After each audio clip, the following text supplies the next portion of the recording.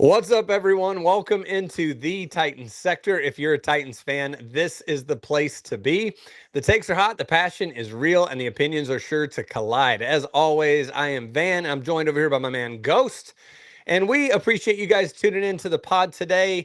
We're going to be doing a continuation today on a series, and I'll let Ghost explain more about that in just a moment. But before we do that, I want to take a moment, as I always do, to remind you guys while you're here, please hit that like button. It certainly helps our algorithm out and helps to push our content out to more visibility on YouTube. So that would mean a lot. And if you haven't subscribed to the channel, do so. We'd like to connect with you. So make sure to watch it. Leave a comment in the comment section. Let us know what you thought about our pod today. But without further ado, TJ, what do we got today? So we are continuing our AFC South battles.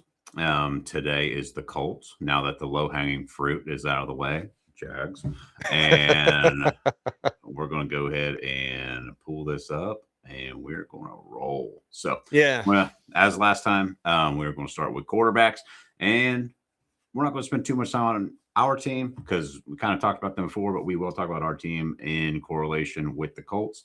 And we got old Danny. What do they call him? Danny Dimes. Danny Cross-eyed. Danny Cross-eyed. Is that what it is? So seriously, I'm not a big Colts fan. No, I think it ended Danny Dimes. I think it's Danny Dimes. Have you ever seen those pictures of him though? Oh my Lord! Yeah. Where he's like talking to the media. Yeah, well, his eyes are always like and I'm gonna really show my allergies, but you know, it's like he's bugged out on something.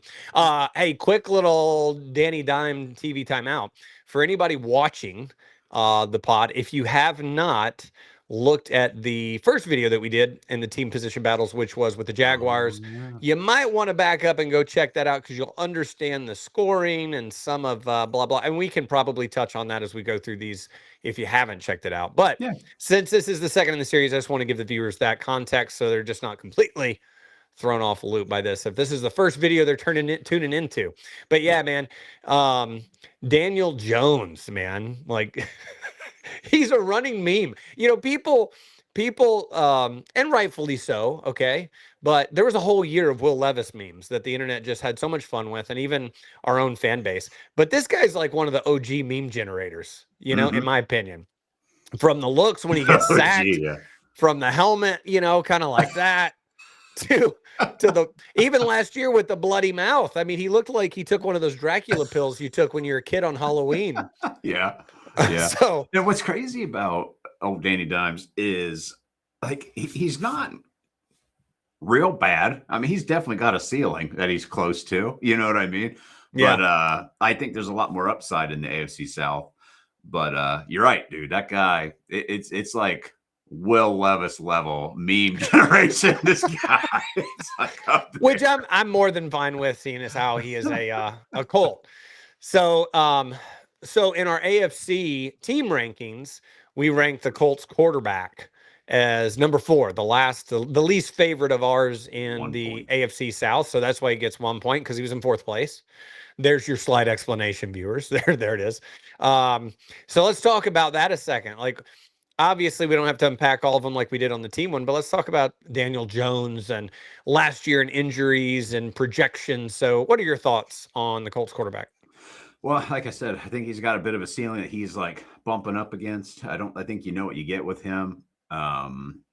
He is not raising the bar for the Colts, but I think he's keeping the ship afloat, which is good for them.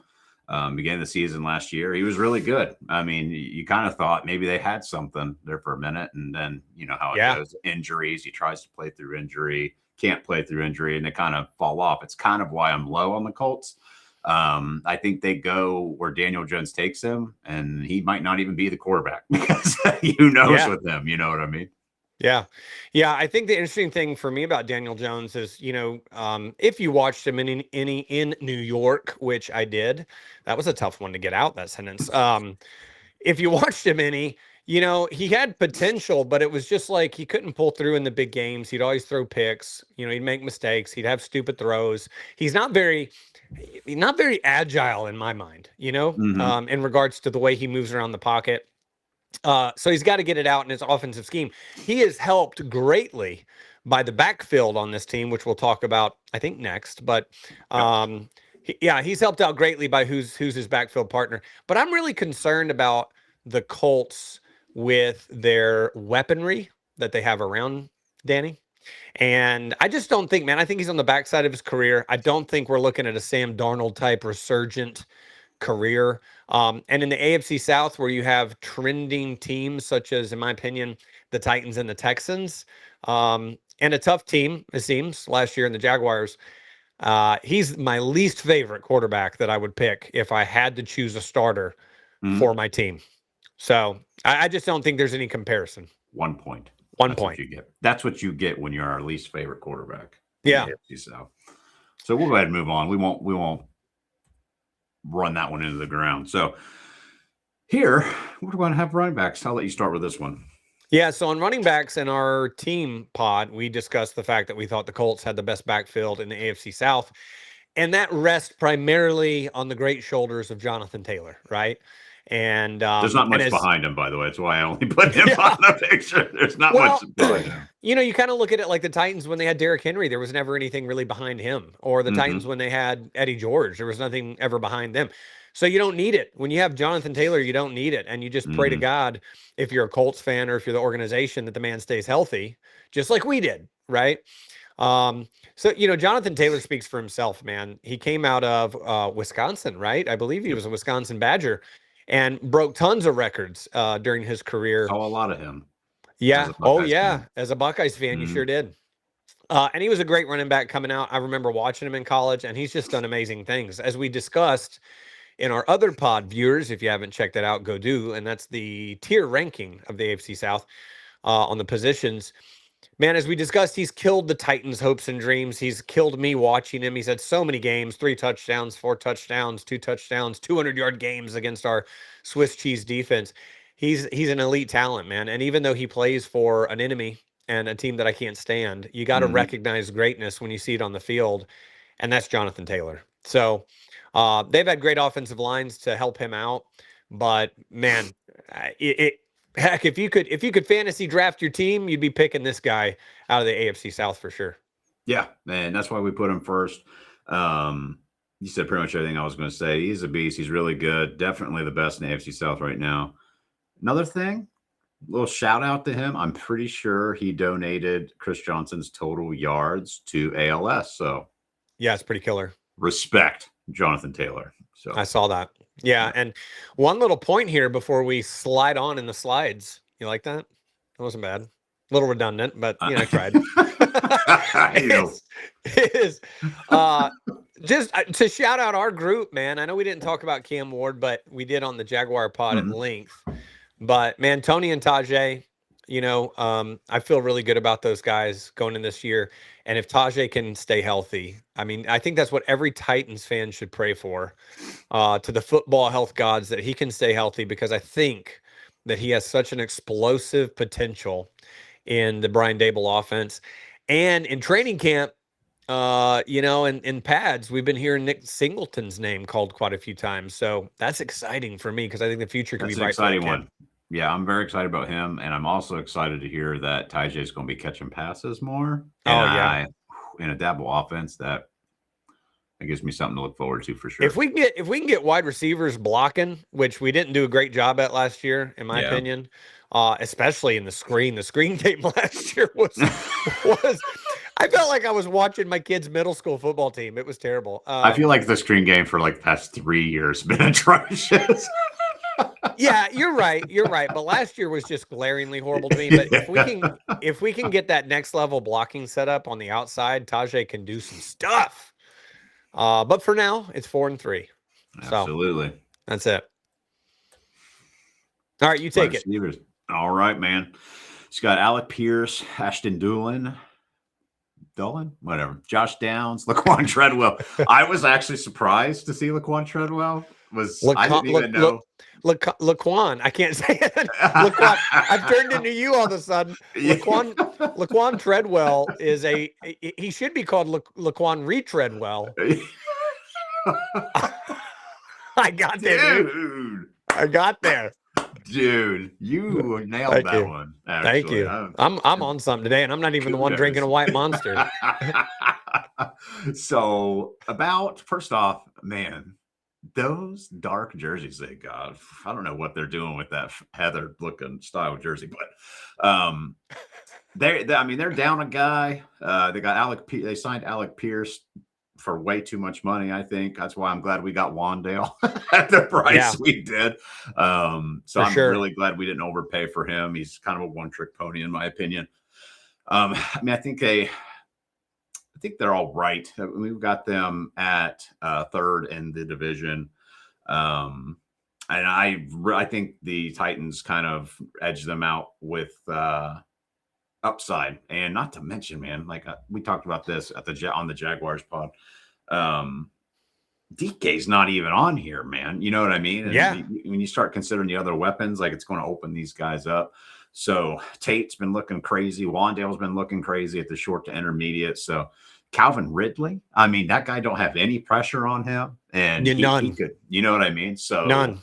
I just really think that they're slightly above the Colts and not and the Jags, but the Colts aren't really impressing me, especially after losing. What was it? What was his name? Michael Pittman. Pittman, yeah.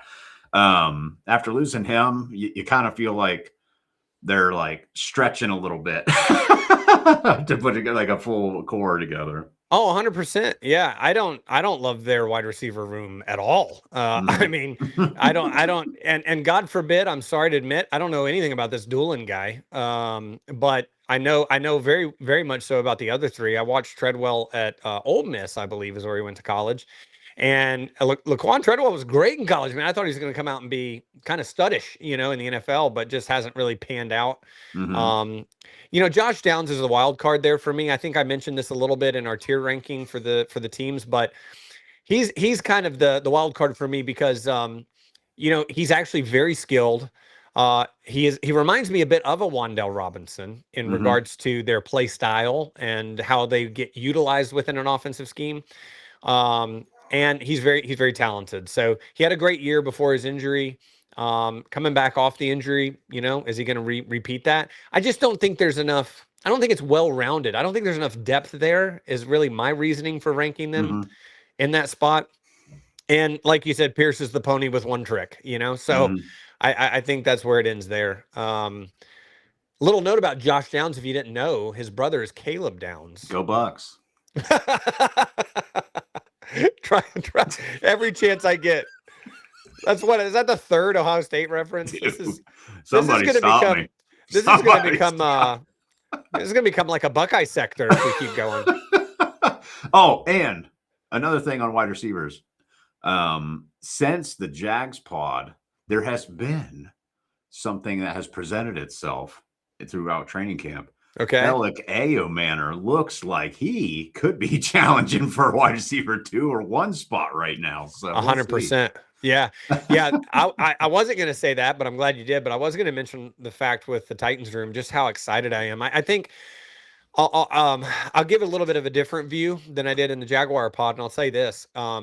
This is a slippery slope this season with this wide receiver room for Titans, not only the team, but for the fan base, right? Because we are so high on this room as a Titans fan base, because it's been, have we ever seen the depth since 1999 that this room presents? And I don't think we have, and the ceiling potential. And man, it's a slippery slope. They have to produce. And granted, that starts with Cam Ward getting the ball to him in the offensive scheme, but they have to produce. And there's a lot. Now, you said something really cool about Ridley there. The last time Calvin Ridley didn't have any pressure on him was probably in Atlanta when he had Julio Jones on the opposite side and Matt Ryan just slinging the rock. And if you remember what he did in Atlanta, it was pretty crazy.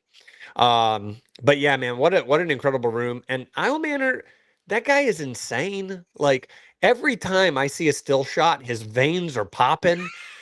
He looks like he's in mid rep of weightlifting. I'm just like, this guy is literally turning into some sort of machine, like a Terminator out there. Right. And so, yeah, he looks phenomenal. Wandell looks really good in training camp. I think the connection between him and Cam, like Cam came out and said in that presser, he's got a key to his house. Like Wandell's got a key to my house. I thought that's great, you know. But anyway, that I won't belabor the point. I think the Titans room is above the Colts room here.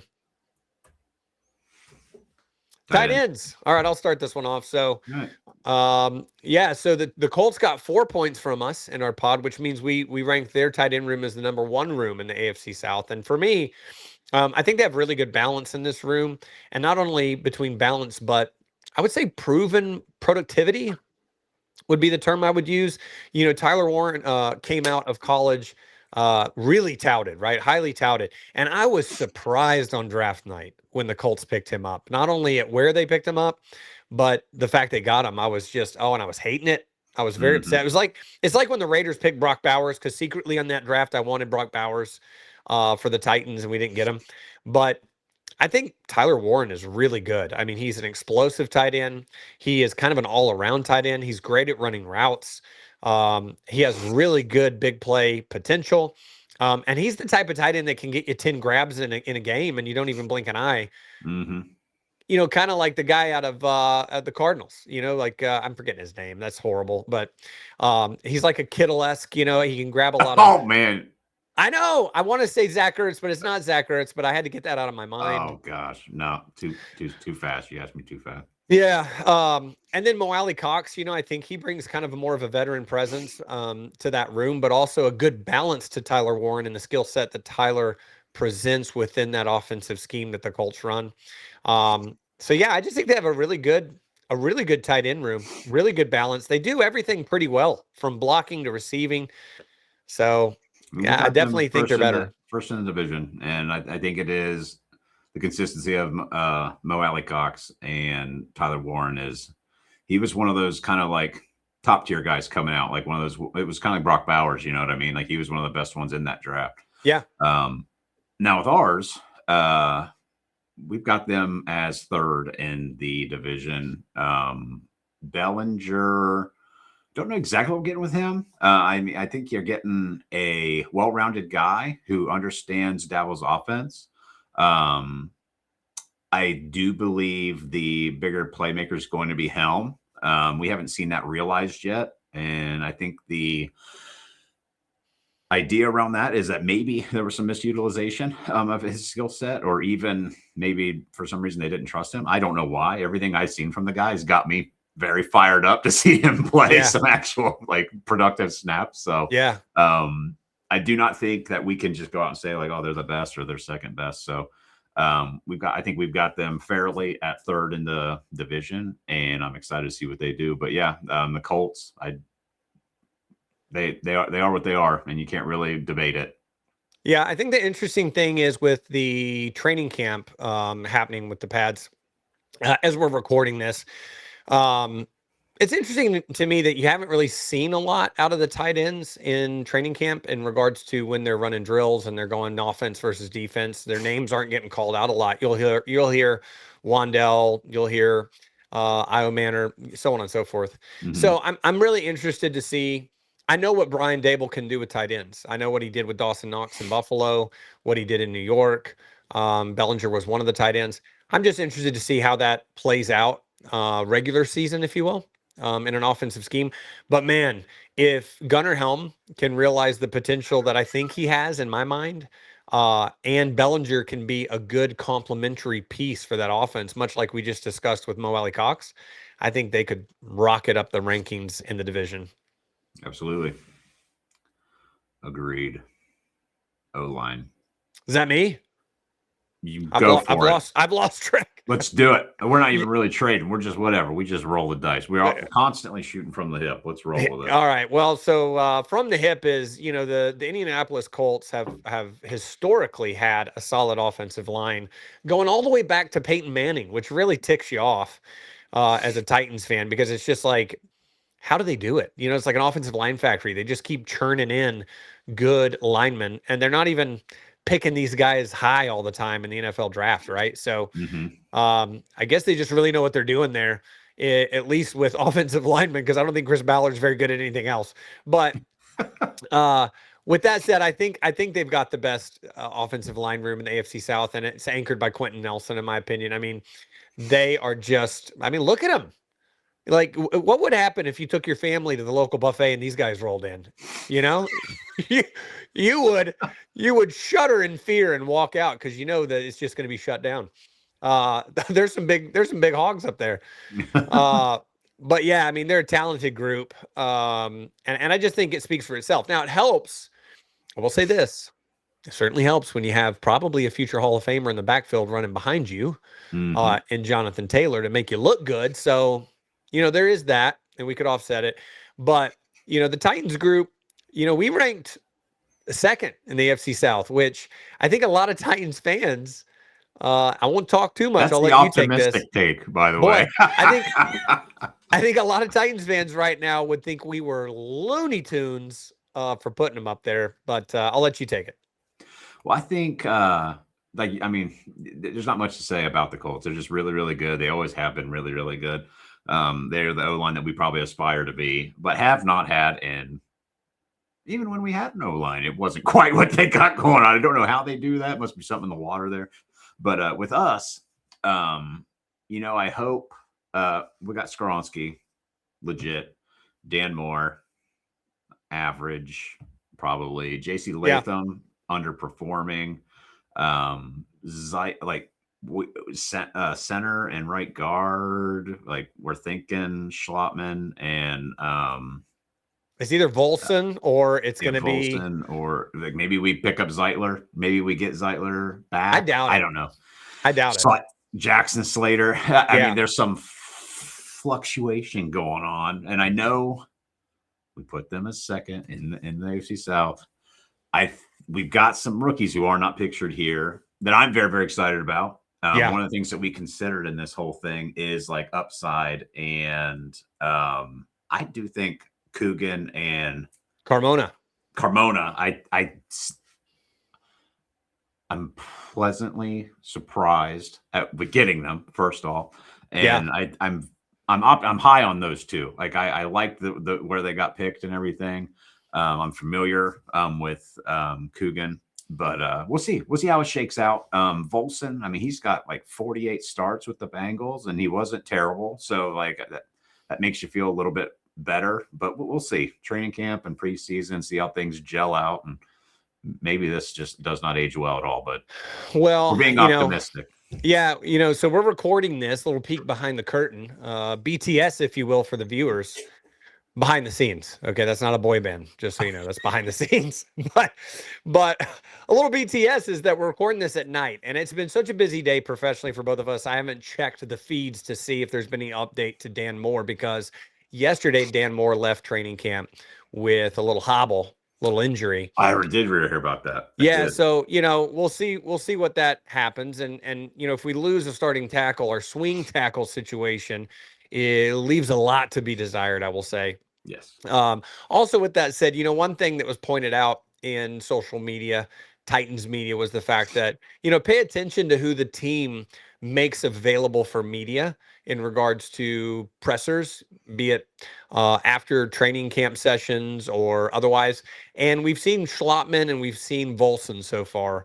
So, it's interesting. Is that a tell into how the organization or the coaching staff feels about those two positions, at least starting the season? I don't know. Could be. Might be.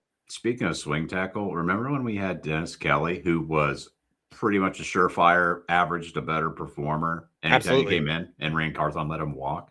Hated it. Still pisses me off. Hated it. Hate it. But let me throw this out there real quick before you leave the slide. There's been a lot of talk, obviously, about, will the Titans bring on more offensive linemen? Mike Borgonzi and Saleh had the press conference where Borgonzi hinted they're not done at offensive line. Somebody that's out there and available, and this is not breaking news, I mean, this has been everywhere, is one Jack Conklin. And just how good would it feel? Another one I thought we should have signed, but whatever. Here we go. How good would it feel to see him put on the Titans union? It's a new one, and just, come home, Jack. Come home, Jack. It'd be pretty cool. But anyway, that's it. That's all I got there. So what you think he would play left? You think he would swing over to left? He was a right tackle for us previously. I don't know, man. I think they want Latham to stay at right tackle. I don't think they want Latham to be Cam's blindside protector. Yeah. You know, we saw that with Will Levis, and it just wasn't good. And granted, I think, you know, Latham was a rookie, right? But I just don't think you want Latham at left tackle. So, you know, I think you would trust. I think you would trust a veteran Jack Conklin to be able to swing over to the left side. Yeah, I think you would. Interesting. I'm going to move on. Thank you. Defensive line. Oh, I'll go ahead and start with this one. yeah, it's a good one. DeForest Buckner, Grover Stewart, kind of a run stopper, kind of eats up the hole there kind of guy. And then, oh God, why did I take this? Why did I take Latu? That's good. Latu? That's good. Am I close? Sure. You're close. Right. He's one of those ones that I just let it fly right out of my brain because I can't even read it. But I mean, they're good, man. DeForest Buckner's a beast. He always has been a beast. However, aging, you know, you got a nose tackle in Grover Stewart, which is fine. And Latu, I think he is a young guy. I mean, he's not terrible, but you got to also consider Robert Saleh. So that's why we put, or at least I voted to put the Titans one over them. So we got them as 2-3. And Titans, I couldn't be more excited about this group. White Cotton, Washburn, Disciple, Saleh. I couldn't be higher on what we got going on there on the D line. Well, I'll start with the Colts. You know, the Latu out of UCLA was an interesting pick for me whenever they picked him. They picked him in the first round, and I was kind of surprised and taken off by that pick. But man, he really did good. Like he really had a good season and showed a lot of potential upside flashes. We know what we're getting out of DeForest. We see DeForest through the trees when it comes to DeForest Buckner. Dude, you're on fire tonight, bro. I know, man. I know. But in reality, we know what we're getting with him, and he's a very that one killed me. I can't even recover. He's a really talented player, man. Like he's a really, really good player. And I don't know much about Grover Stewart except for the fact I watched him on Sesame Street as a kid.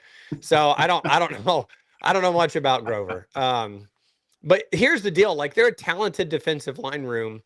Obviously, anybody watching this, if you haven't watched the previous pods, you should know who's number one in our rankings. It was the Houston Texans. You can't debate that. But man, the hype machine. Let me say this. Anybody that has known me for a long time and known my football passion just knows that defensive line is really not something that cranks my gears. It just historically has not been something that I'm just passionate about or gets me excited. And I will tell you, this group with this coaching staff has me wanting to watch defensive line drills, defensive line tape.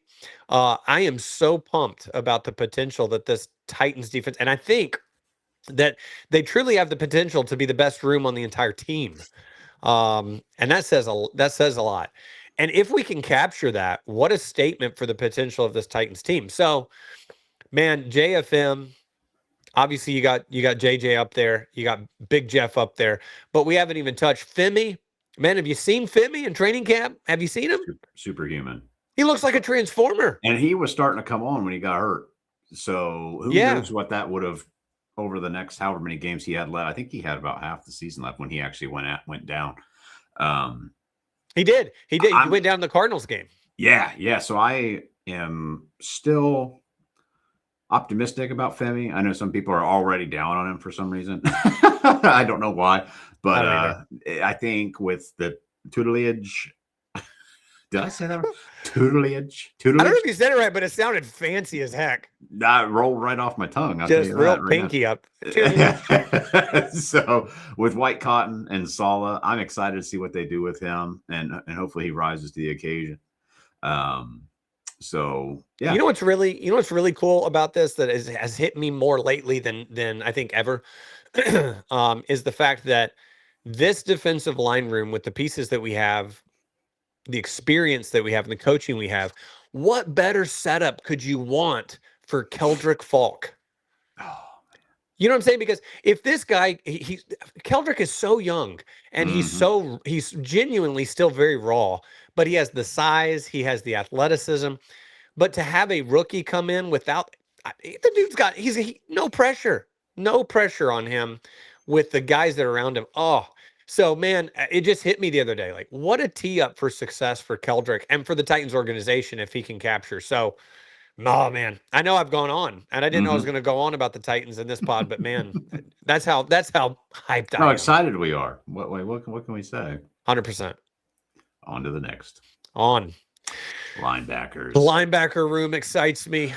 So with the Colts linebackers, you got the Bryce Botticher and CJ Allen. How about that, huh? Yeah. That was pretty good. Yeah, CJ Allen is a good pickup. You know what I mean? It seems like a room in flux for them.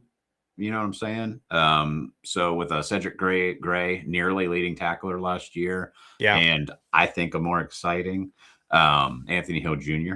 I think they edge them out. But you know what? Whatever. CJ Allen, that's an exciting pick. Yeah, I think you're right about the Colts being in flux in the position group, and I don't know, man. They got to prove it to me. I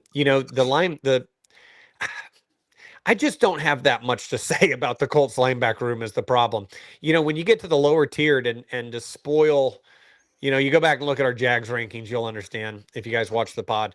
But these guys are talented football players. I'm not trying to say that, but to me, it comes into the prove it mentality, right? I want to see it on the field for some consistency. Now, on our graphic, you've got Anthony Hill Jr., which hasn't proven anything, but in the linebacker room, not appearing on graphic is Cody Barton, who's a veteran. Regardless of what Titans fans think of him, he's a veteran presence. I think he's a good player. You got James Williams, who in training camp is just showing out lately, making like an Odell-esque interception of Trubisky the other day. Anthony Hill Jr. had 2 picks. Trubisky had a bad day, 3 picks. He had a bad day. But that's kudos to our defense. So Cedric Gray is so impressive, man. He is just so impressive and such a presence. I just think we have the better room, just period. Absolutely, man. And I am so excited for Anthony Hill Jr. He has shown flashes already in the offseason. We'll see. We'll see if he can live up to that 53 because that's our guy. That's our guy, Keith Bullock, legend. So I'd love it if someday we could refer to Anthony as like Mr. Sunday Night or something. Just take a different night. Let's work on getting a primetime game first before we start calling him. All right, we got to start stacking the W's there. So we'll go ahead and move on to cornerback room. So all right, we'll go ahead and taste that sweet white monster as I talk about the cornerback room. We have the Colts ranked at number 3 in the AFC South with Sauce, the artist formerly known as Gardner, apparently, because there's no last name. Sauce. Yeah. By this time, bro, I was like Justin Wally and Jalen Jones. And here's the thing, right? Sauce, injury-prone type guy, an elite cornerback whenever he's healthy. I think he's proven a lot. He did in his time at a bad team with New York. Colts gave up the barn for him, man. Crazy overpay, dude. Crazy overpay. And they did it because they thought that they were going to the Super Bowl. Big Danny Dimes. Yeah, boy. Yeah, that tanked on him. And they tanked as well. But, the thing about Sauce I don't love, and maybe this is just too critical, I just don't love his attitude. But as a whole, I'm just not convinced in their room. Like if you said, hey, Jeremy, it's Sunday, Colts versus Titans, right? Which defensive backfield do you think is going to have a better performance against Cam Ward or Daniel Jones? I'd pick the Titans. So that's ultimately where I went with that. We have a physical cornerback room. Marcus Harris at nickel, Alontae Taylor, and Flott. Flott's an intense guy. I know he is still kind of a prove it kind of guy. He didn't have like crazy production, but I think if you watch his tape, he's someone to be excited about. Alontae Taylor's awesome. Now I agree with you. If Sauce can stay healthy, he's an awesome cornerback.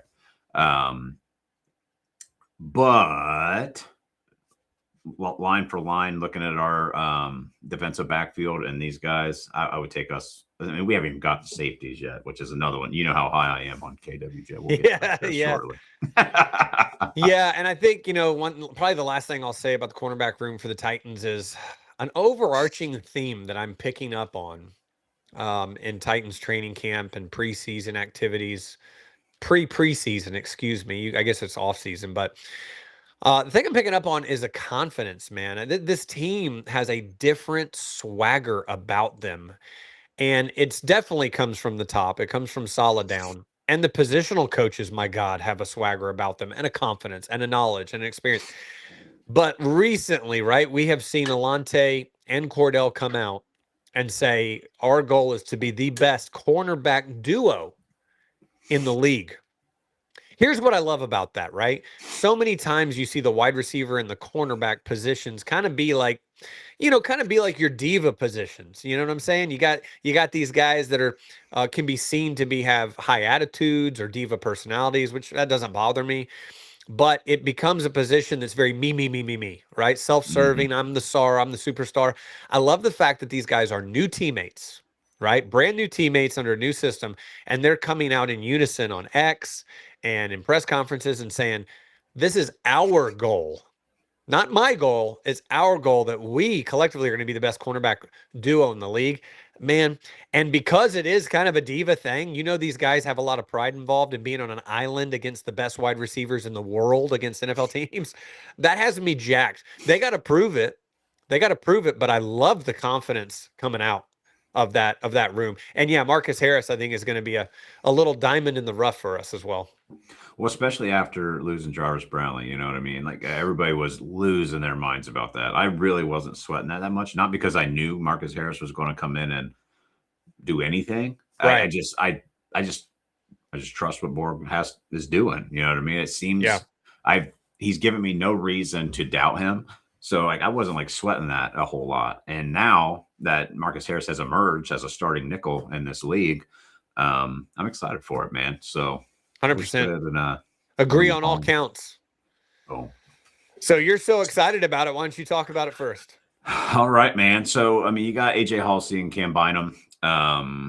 Who? Cam No, I can't. Bynum. I was did I mess it up? But, no, I was just digging. I was just stabbing. Yeah. So, you got a young guy, rookie, and a respected vet. I'm not as excited about the Colts as I am about the Titans. And we are very excited about the Titans. Reason being, I think Imani Hooker has a resurgence. I think he comes back and we see the Imani Hooker as old in a system that is a better fit for him. Yeah. I don't know what happened with Callahan, whether it was motivation or what. I don't know what it was, but Imani Hooker disappeared on us for our season. Then you got KWJ. You want to see him be better against the pass. But, man, he is a monster when it comes to the run game. And if Alante Taylor and Flott can be what they think they're going to be, and that guy can just – then Monty Hooker does what he used to do, and he is doing the run. Man, it's just – I don't know if you'll be able to stop it, honestly. Yeah, I think it frees up the safety position to do what they should be doing and kind of providing support and also ball hawking. You know what I'm saying? Mm-hmm. Because you want to have those corners that can cover. Last year, clearly we didn't have it. We had junior varsity kind of basically and just a piece together roster. And it didn't do any favors. I mean, we saw Kevin Winston had trouble in coverage, but he was a rookie. Learning, Denard's system, getting acclimated, coming off an injury. After the draft, right? His Penn State senior season or whatever season it was. But, man, I'm super high on KWJ, and I think I agree with you and everything you said about Hooker. I think he's going to feel rejuvenated at this point in his career to be in this defensive scheme, a defensive scheme that continues to preach fast and violent and downhill and attack. And you got to think the safeties are the last layer of the defensive backfield, right? So if every other portion ahead of them does their job in this defensive scheme, that's going to I think that's going to bring a lot of freedom to them in the backside of this defense to make plays, okay? And that would be really, really exciting to me to see. And, yeah, I just, we ranked the Colts last, which is why they have 1 point. And I just don't I'm not excited whatsoever. I wasn't excited last year. I'm certainly not excited this year. Regardless. Yeah. That's it. Another thing about KWJ, if he steps up his pass defense, this safety room it reminds me of Vaccaro Byard in those era. Oh, wow. Era. You know what I mean? So That's a good pull. Yeah, I am. It is. That is excited. that's a very good pull. I like that. The more that sets in, the more I like it. It's Yeah. like a good wine or something. I don't know. I don't drink wine. Broken clock is right twice a day, you know? Yeah. So can we talk about what this I don't know filter whether to call did you broken or a clock. I don't know. Can we talk about this guy's face and why it didn't take to the filter below his beard? I don't understand. I still don't understand it. I have a pretty thorough it almost makes it look system. it almost makes it look like he's got a chin strap beard, I don't even know you kind of lose his mustache. Human, to be honest with you, because it doesn't make sense. He's part leprechaun. It's weird. It's very weird. But as we did the last time, we did special teams, and I'll let you lead on this. Yeah, man, I don't know a ton about the Colts special team unit. I did watch them last season. I remember on our previous pod, you had mentioned that they were the highest ranked, right, in the AFC South. Am I correct? Yeah. Which kind of surprised me. Last year, I believe they had Anthony Gold back there returning kicks and punts, and I think they did a lot of tandem kickoff returns where they put two guys in the back to give you an option on what you're going to do. I don't remember the other party, but I know Gold had some success in the return game last year, and I feel like the team is a pretty good coached special teams unit. They've had great special teams history. If you look at the history of the Colts, kind of like we talked about with the offensive line, go back to Peyton Manning, special teams, the kickers from Pat McAfee to Adam Vinatieri, it's always been a strength of that organization. Even when they had old Goggle Eyes from, what was he, from Georgia? Do you remember him? Yeah. Yeah. He had, like, they were taped. In the middle or whatever. He kind of looked like a nerdy guy. Yep. Yeah, he's a good kicker, but he's not in the league. Regardless, they've always had a good unit. I just, I ranked them 3. We ranked them 3. That's where we collaborated on. And I don't think they hold a candle. I don't think they can sniff the candle of John Bones Fossil. Almost a Jones. Well, I mean, we talked about there's always going to be bias in these things, but we talked about upside, and I think more Bones Fossil and that consistency is going to be better for that special teams unit as a whole. We also talked about, as a reminder, because some people are going to see this and be like, oh, wow, that's a homer or whatever. Sure. Our kicker is not going to have to work as hard. I feel like we are going to move the ball better. And I think if we end up kicking field goals, we'll be much closer than the logo in the center of the field. I think I think that's going to increase that. And then we definitely have an all-pro in hindsight from last year. And Jameer Dike, who is going to probably continue to improve under Bones Fossil. So all that stuff considered, that's why we are going with the Titans as the best and the Colts in third. So I think you said it perfectly, man. A second time around the sun with John at the helm and really being able to coach that entire special teams unit and get more depth on the roster to have better depth in special teams. I think it's going to be a huge bonus for the Titans.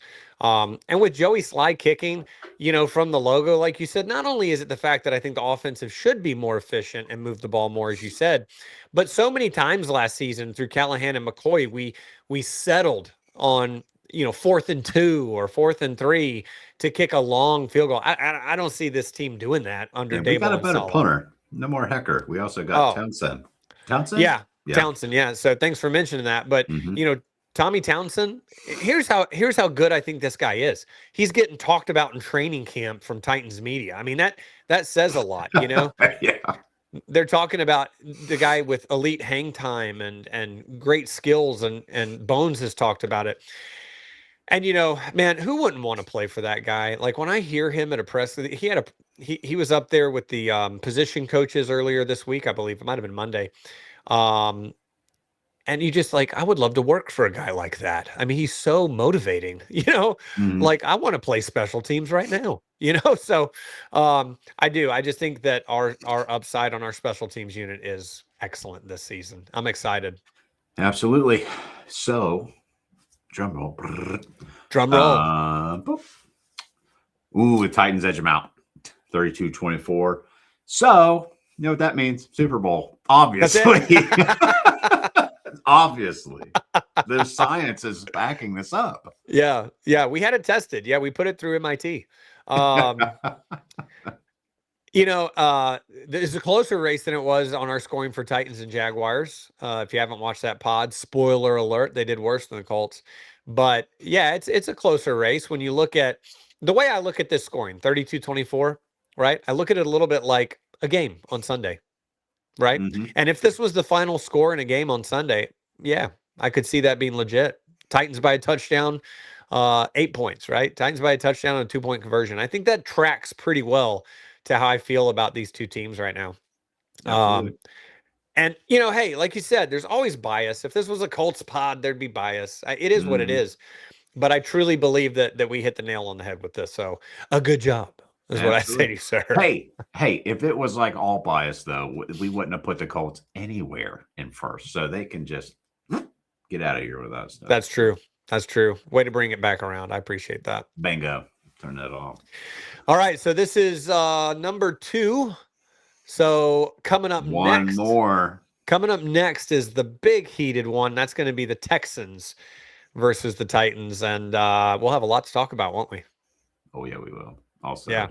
I hate the Texans fans. But Oh, yeah. Can't stand them. There's one. And I know he's not watching, but if by chance he's watching, you know who you are. You know who you are, and your opinions and tweets are still horrible. Do you want to say anything to the crew, the Sector Underground, before we get out of here? Nope. Thanks for watching. If you didn't know, we're eventually going to put these all in a playlist. So if you see this one and you want to watch some other ones that you didn't see, they'll be there. So we got one more in this little series, and then we're going to have a big guest. So tune in for that one too. Yes, I'm so glad you mentioned that. I'm excited about our big guest that we got. We had a great pod recorded already with that guest. So you guys stay locked in to the Titan sector for future content. And not only just that one, but we have even more coming in the future as we are booking out to continue to bring good content to you guys as the season quickly approaches. We are now within 40 days, guys, of Titans NFL football, and I think we are all very excited for that. So, man, with that said, thank you guys so much for tuning in to this pod as a continuation of our team battles. And thanks for all your support that you always give us. As a reminder, you can find us on X at The Titan Sector, on TikTok at the.titan.sector. And man, we just appreciate you guys so much for always tuning in. Hit that like button and subscribe button. Share our content if you haven't done so. And man, thanks for tuning in. As always, remind you guys, take care of one another and tighten up.